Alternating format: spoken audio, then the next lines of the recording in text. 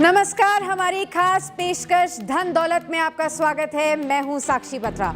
क्या आप home loan लेने की सोच रहे हैं? तो जान लीजिए कि पहले के मुकाबले अब होम लोन आपको महंगा पड़ेगा, क्योंकि आरबीआई के रेपो रेट बढ़ाने के फैसले के बाद सभी बैंकों ने लेंडिंग रेट बढ़ाने शुरू कर दिए हैं। तो कितनी बढ़ जाएगी अब आपकी ईएमआई, और क्या लोन सस्ते करने के भी कुछ उपाय हैं? जानेंगे हम आज के अपने खास मेहमान से, लेकिन सबसे पहले देखिए ये खास रिपोर्ट।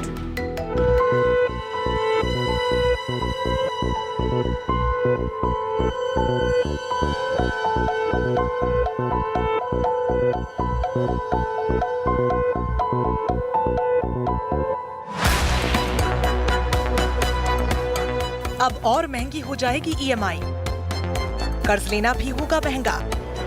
नजर नहीं आ रहे दिसंबर तक महंगाई से राहत के आसार।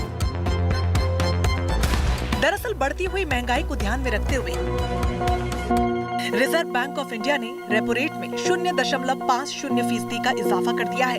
इससे रेपो रेट 4.40% से बढ़कर 4.90% हो गया है। आरबीआई गवर्नर ने रेपो रेट में बढ़ोतरी का फैसला मॉनेटरी पॉलिसी कमेटी की 3 दिनों की बैठक के बाद लिया। MPC voted unanimously to increase the policy repo rate by 50 basis points to 4.90% with immediate effect. Repo rate बढ़ाने से अब होम लोन से लेकर ऑटो लोन और पर्सनल लोन सब कुछ महंगा हो जाएगा। अगर आपने होम लोन ले रखा है तो अब आपको ज्यादा ईएमआई चुकानी होगी, जिसका सीधा असर आपकी जेब पर पड़ेगा। सारे ही लोग हर आइटम, मोटरसाइकिल हो, मिक्सी तक फाइनेंस हो रही है, मोबाइल तक फाइनेंस हो रहा है। और जब फाइनेंस का रेट, रेपो रेट बढ़ेगा तो इन सारी चीजों के फाइनेंसिंग का असर पड़ेगा, और फाइनेंस से जो आदमी लेके चलता है उसको रेट ऑफ इंटरेस्ट ज्यादा हो जाएगा।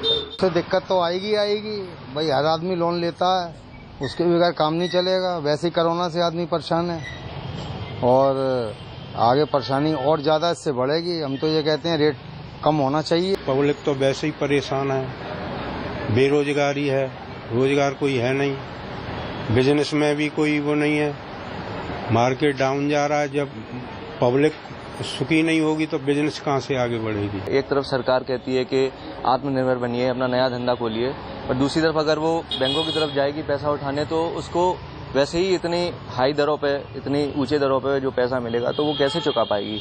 इतनी कमाई नहीं है जितनी की उसकी व्यय हो जाएगी, उतनी खर्चे हो जाएंगे। इसके साथ ही आरबीआई ने यूपीआई इस्तेमाल करने वाले क्रेडिट कार्ड यूजर्स के लिए बड़ा फैसला लिया है।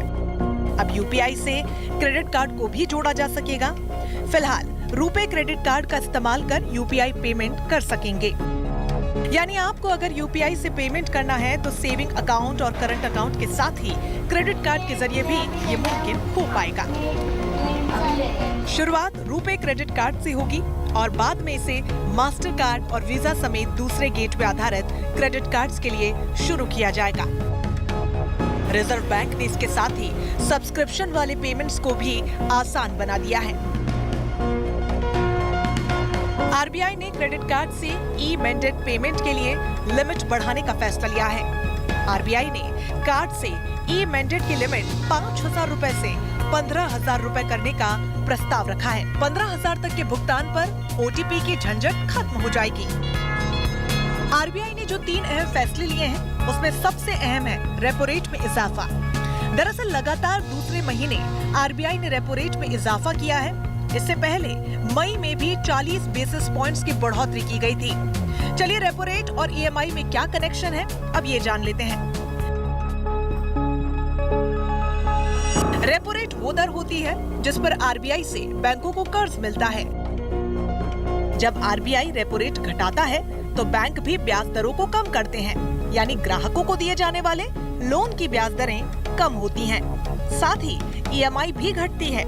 और इसी तरह जब रेपो रेट में बढ़ोतरी होती है तो ब्याज दरों में बढ़ोतरी के कारण ग्राहक के लिए कर्ज महंगा हो जाता है। लेकिन ये समस्या सिर्फ भारत की नहीं है। दरअसल दुनिया भर में आर्थिक गतिविधियों में स्लो डाउन देखने को मिला है और इसका असर भारतीय बाजारों पर भी हो रहा है। अप्रैल महीने में खुदरा महंगाई दर 7.79% रही, जो 8 सालों के उच्चतम स्तर पर है। जिसके चलते आरबीआई को रेपो रेट बढ़ाने का फैसला लेना पड़ा। आरबीआई गवर्नर ने बढ़ती महंगाई पर चिंता जताते हुए कहा कि महंगाई लगातार बढ़ती जा रही है। रूस और यूक्रेन युद्ध के चलते सप्लाई में दिक्कतों के चलते महंगाई बढ़ी है। कोविड महामारी के बाद अर्थव्यवस्था को बूस्ट देने के लिए आरबीआई कदम उठाता रहेगा। Bureau report, good news today. और अब स्वागत करते हैं हमारे आज के खास मेहमान का। हमारे साथ जुड़ चुके हैं मुकेश पांडे जी, फाउंडर rupiapesa.com।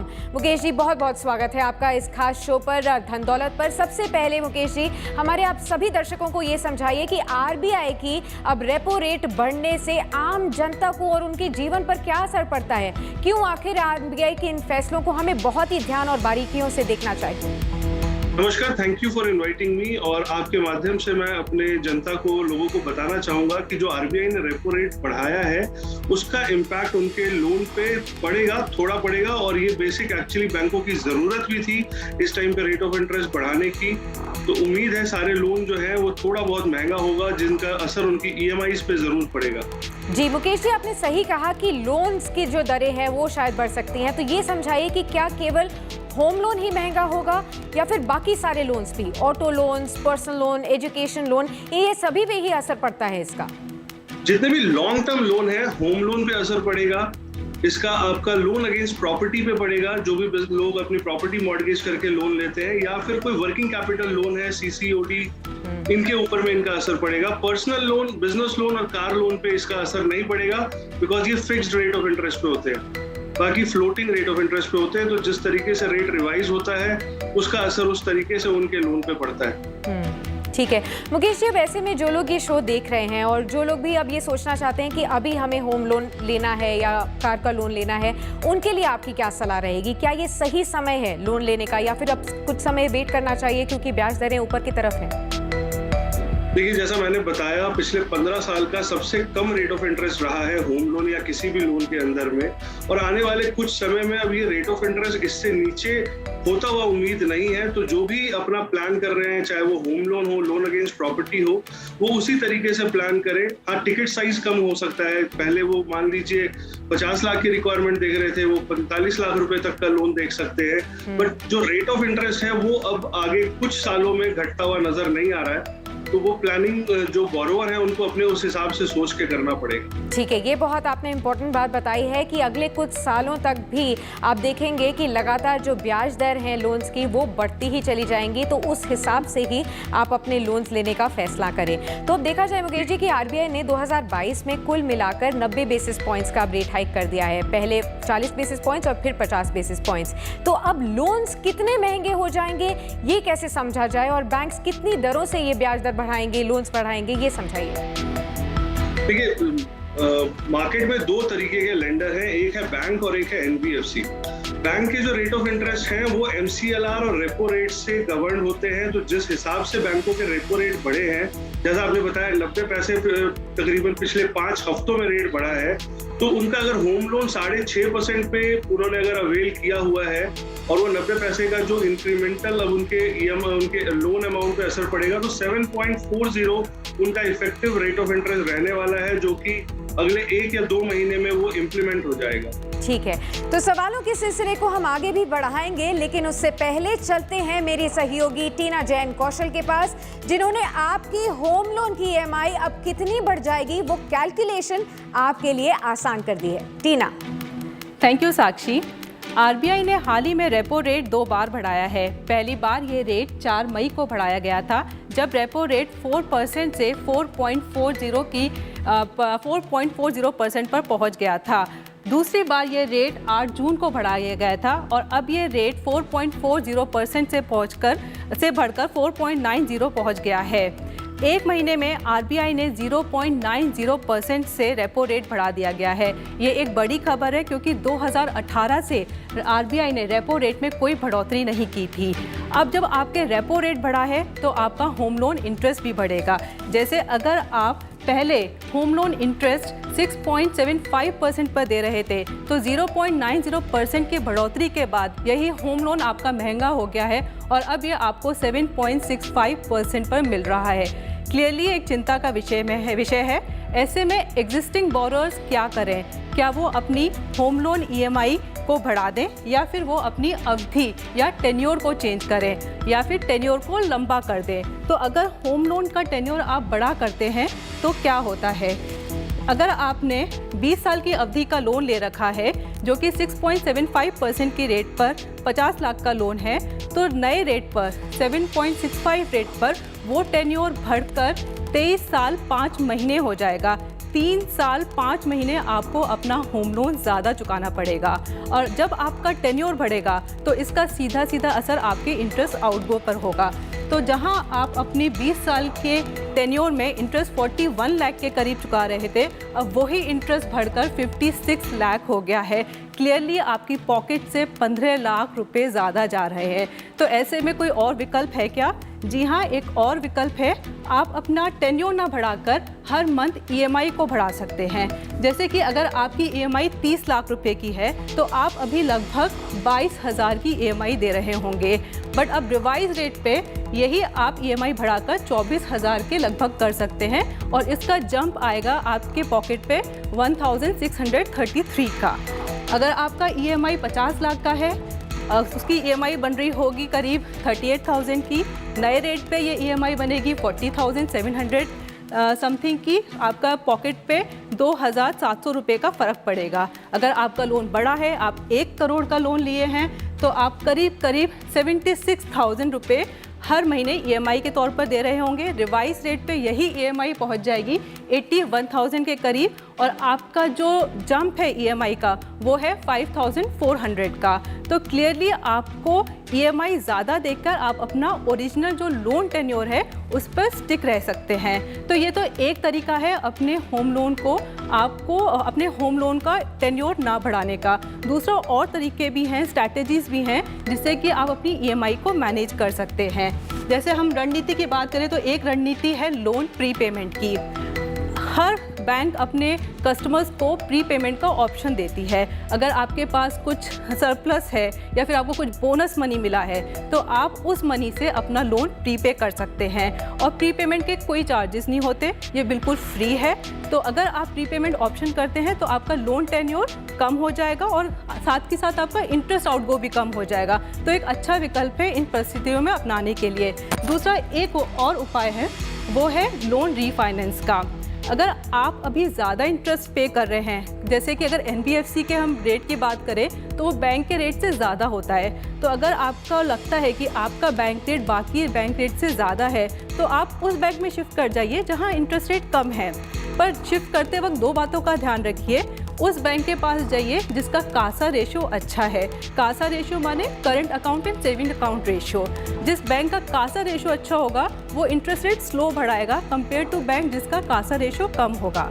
और लोन रीफाइनेंस करते वक्त ये भी ध्यान रखिए कि जो रेट डिफरेंशियल है कम से कम 0.50 से 1% का हो, क्योंकि जब आप लोन ट्रांसफ़र करते हैं तो उसके भी काफ़ी चार्जेस होते हैं। तो ये छोटी कुछ टिप्स हैं जिनको अगर आप ध्यान में रखेंगे तो आप अपने लोन को अच्छे से मैनेज कर पाएंगे।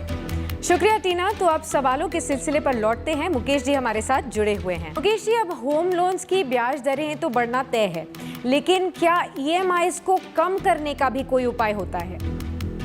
EMI कम करने का ऑप्शन, जब आपका रेट ऑफ इंटरेस्ट बढ़ता है ना तो जनरली आपकी EMI बैंक नहीं बढ़ाता है। वो आपका टेन्योर एक्सटेंड करता है। सपोज आपने पहले 20 साल का लोन लिया हुआ है और 2 साल पे कर चुके हैं, अब जो असर पड़ेगा आपकी EMI नहीं बढ़ेगी, आपकी टेन्योर बढ़ा सकते हैं। तो EMI आई थिंक जो एग्जिस्टिंग लोन जिनके हैं वो सेम रहने वाला है। उनको ये वॉच करना है कि उनका जो टेन्योर है वो कितने महीने से बढ़ पाया है। ठीक है, तो अब जैसे टेन्योर बढ़ जाएगा, शायद EMI ना बढ़े, लेकिन आउटगो आपका अल्टीमेटली फिर भी ज़्यादा हो सकता है। तो क्या ऐसे में आप क्लाइंट्स को और लोगों को ये सलाह देते हैं कि क्या लोन प्रीपे करना सही ऑप्शन होता है? लोन रीपेमेंट ना, देखिए 2 तरीके के लोन हैं। अगर मैं सिक्योर्ड लोन में बात करूं, होम लोन के अंदर में RBI की तरफ से प्री पेमेंट चार्जेस कोई भी नहीं है। ओके। तो अगर आपके पास पेमेंट है, पैसा है, 25% तक तो आप बैंक को कभी भी वापस कर सकते हैं। अपने लोन की EMI घटवा सकते हैं या आप टेन्योर घटवा सकते हैं। और जहां तक रही बात और भी लोन अगेंस्ट प्रॉपर्टी या बिजनेस लोन या कार लोन, अगर आप इन लोनों को बंद कराने जाते हैं तो कुछ चांसेस हैं, कुछ बैंक्स इसके लिए फोरक्लोजर चार्जेस लेते हैं उनके प्रिंसिपल आउटस्टैंडिंग पे, तो वो आपके ऊपर एक एडिशनल बर्डन हो सकता है। ठीक है, लेकिन अब ये भी बताइए कि कई लोगों को कंफ्यूजन होती है कि लोन प्रीपेमेंट की तरफ जाएं या फिर लोन रीफाइनेंसिंग, इन दोनों में से कौन सा विकल्प बेहतर होता है? नहीं, एक बोरोवर को हमेशा ऑप्शंस एक्सप्लोर करते रहने चाहिए, क्योंकि तकरीबन 40 प्राइवेट बैंक और एनबीएफसीज हैं, तो हो सके उनकी क्रेडिट स्कोर जिस हिसाब से है या हर बैंकों की पॉलिसी अलग अलग है, तो अगर उनको कोई बेटर ऑप्शन किसी और बैंक से मिल रहा है और उसको ट्रांसफर करने में उनके कोई चार्जेस नहीं लग रहे, तो वो उन बैंकों से अपने लोन को रीफाइनेंस जरूर करवा सकते हैं। ठीक है मुकेश जी, आम लोग देखा जाए तो इसलिए भी काफी परेशान हैं क्योंकि एक तरफ से बैंक्स लोन की ब्याज दरें बढ़ा रहे हैं, लेकिन दूसरी ओर डिपॉजिट्स या फिर एफडी की दरों में कोई खास बदलाव नहीं हुआ है। तो एक तरफ से बोरोवर्स और दूसरी तरफ से सेवर्स दोनों को ही काफी नुकसान है, और इसी पर बहुत से जनता के सवाल भी हम तक पहुंचे हैं, वो भी हम आपसे आगे पूछेंगे, लेकिन उससे पहले जनता को दिखा देते हैं ये खास रिपोर्ट।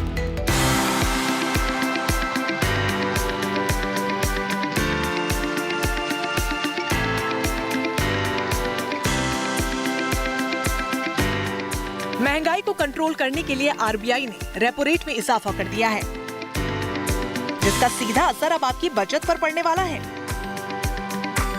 आज के समय में हर कोई चाहता है कि वो अपनी कमाई का कुछ हिस्सा तो जरूर बचाए, ताकि आगे चलकर भविष्य में किसी तरीके की कोई दिक्कत ना हो। लेकिन ये कोशिश महंगाई के सामने धाराशाही होने लगी है। अप्रैल महीने में खुदरा महंगाई दर 7.79% था, जिसके बाद आरबीआई ने साल 2022 और 23 के लिए महंगाई दर के अपने अनुमान को 6.7% कर दिया है, जबकि अप्रैल महीने में पहली मॉनेटरी पॉलिसी की घोषणा करते हुए आरबीआई ने 5.7% महंगाई दर रहने का अनुमान जताया था। आरबीआई ने 6% महंगाई दर का टॉलरेंस लेवल फिक्स किया हुआ है, यानी आरबीआई भी मानता है कि इस साल महंगाई दर उसके टॉलरेंस लेवल से ज्यादा रहेगा, यानी आम लोगों को महंगाई सताएगी। अब इस महंगाई से निपटने में सेविंग स्कीम्स भी नाकामी नजर आ रही हैं। अगर बैंक में फिक्स डिपॉजिट किया जाता है तो वहां पर खुदरा महंगाई दर 7.79 के मुकाबले औसतन 5% ही रिटर्न मिल रहा है, और इसी तरह पीपीएफ में निवेश करने पर 7.1% का रिटर्न मिलता है, जो खुदरा महंगाई दर से कम है। सुकन्या समृद्धि योजना में 7.6% का रिटर्न मिलता है, तो वहीं सीनियर सिटीजन सेविंग स्कीम्स में महज 7.4% का रिटर्न मिलता है। इन आंकड़ों को देखकर आप समझ पाए होंगे कि कैसे महंगाई दिनों दिन हमारी सेविंग्स और निवेश को कम करती जा रही है। रिजर्व बैंक के गवर्नर ने पहले ही संकेत दे दिया था कि इन्फ्लेशन को कंट्रोल करने के लिए आगे भी ब्याज दरों में बढ़ोतरी की जा सकती है। रूस यूक्रेन युद्ध की वजह से पूरी दुनिया के साथ भारत में भी महंगाई तेजी से बढ़ी है, लिहाजा महंगाई से निपटने और रिटर्न को बढ़ाने के लिए लोग म्यूचुअल फंड्स की ओर रुख करने लगे हैं। जानकार ये भी मानते हैं कि लॉन्ग टर्म्स में निवेश करने के लिए म्यूचुअल फंड पीपीएफ से बेहतर है। फाइनेंशियल एक्सपर्ट इसके पीछे की वजह बताते हैं कि लंबे समय के लिए म्यूचुअल फंड में निवेश से कम 12% रिटर्न मिलेगा, जो पीपीएफ की फिक्स ब्याज दर से ज्यादा होगा। Bureau report, good news today. और अब वक्त है जनता के सवालों को लेने का, जो आप डायरेक्टली हमारे एक्सपर्ट से पूछ सकते हैं। तो मुकेश जी, आपके लिए आज जो जनता का पहला सवाल हमारे पास आया है वो सुमित का सवाल है दिल्ली से। वो जानना चाहते हैं कि 30 लाख रुपए का उनको होम लोन लेना है, तो कितनी डाउन पेमेंट आखिर उनको करनी चाहिए? ज्यादा पेमेंट पहले कर दें या फिर ईएमआईज के थ्रू उनको बैलेंस आउट करें? इसमें आइडियली एक बोरोवर 20% का डाउन पेमेंट उनको करना चाहिए। अगर आपने 30 लाख का लोन ले रहे हैं तो 6 लाख रुपए की आपकी डाउन पेमेंट होगी और 24 लाख रुपए का आप उसकी ईएमआई बनवा सकते हैं। ठीक है। ईएमआई टेन्योर आपकी एज पे डिपेंड करेगा। अगर आपकी एज आज 30-35 साल की है तो तकरीबन आप 25 साल के लिए लोन ले सकते हैं, और साथ में जितनी भी आपकी ईएमआई है उसके बराबर का 10% ऑफ योर ईएमआई आप साथ में ही अपनी एसआईपी शुरू करें, म्यूचुअल फंड में इन्वेस्ट करें। तो तकरीबन 20 साल बाद आप देखेंगे कि जितना ब्याज आपने होम लोन पे किसी बैंक को दिया है उससे ज्यादा का पोर्टफोलियो आपकी म्यूचुअल फंड SIP के थ्रू बन चुका है। तो टेक्निकली वो आपका इंटरेस्ट जो उधर गया है वो आपने अर्न कर लिया थ्रू SIP, और सिर्फ 10% की एडिशनल हिम्मत करने की जरूरत है किसी भी बोरोवर को। ठीक है, ये भी आपने बहुत ही अच्छा उपाय बताया है। अब इसके अलावा नेक्स्ट हमारा पास जो क्वेश्चन आया है वो विवेक का है, और ये जयपुर से सवाल पूछ रहे हैं कि उनको एक कार लोन को एक बैंक से दूसरे बैंक में अगर शिफ्ट करना हो तो क्या ये सही ऑप्शन रहेगा? जो भी बैंक थोड़ा सा सस्ते में उनको ब्याज दर दे रहे हैं, तो क्या उनको ये ऑप्शन ऑप्ट करना चाहिए? देखिए, अगर इनका कार लोन किसी सरकारी बैंक के साथ है तो आई थिंक सरकारी बैंक में कोई फोरक्लोजर चार्जेस जनरली नहीं होते हैं, और अगर उनको अच्छा रेट ऑफ इंटरेस्ट मिल रहा है तो वो जरूर किसी बैंक में स्विच करके अपने रेट ऑफ इंटरेस्ट का बेनिफिट उठाएं। लेकिन जहां तक प्राइवेट बैंकों का बात है, वो जब आप लोन ट्रांसफर करते हैं किसी और बैंक में तो तकरीबन 4 से 5% का फोरक्लोजर चार्जेस अट्रैक्ट करता है, जो कि फिर आपके लिए बिल्कुल भी वायबल नहीं है उस लोन को उस पर्टिकुलर बैंक से किसी और बैंक में लेके जाने में। ठीक है, अगला सवाल गौरव का है नासिक से। ये आपसे पूछना चाहते हैं कि उनका सारा निवेश जो है FD में या फिर सेविंग्स अकाउंट में है और महंगाई लगातार बढ़ रही है, तो ऐसे में उनको कहाँ निवेश करना चाहिए? देखिए, जैसा कि बहुत ज्यादा एजुकेशन पिछले 2.5 सालों में मीडिया के थ्रू हो रहा है, FD में जो रिटर्न है वो अगर आप इन्फ्लेशन से काउंट करें तो आपको कोई खास रिटर्न नहीं मिल पा रहा है। इससे बेटर है कि आप वो पैसा म्यूचुअल फंड में इन्वेस्ट करें।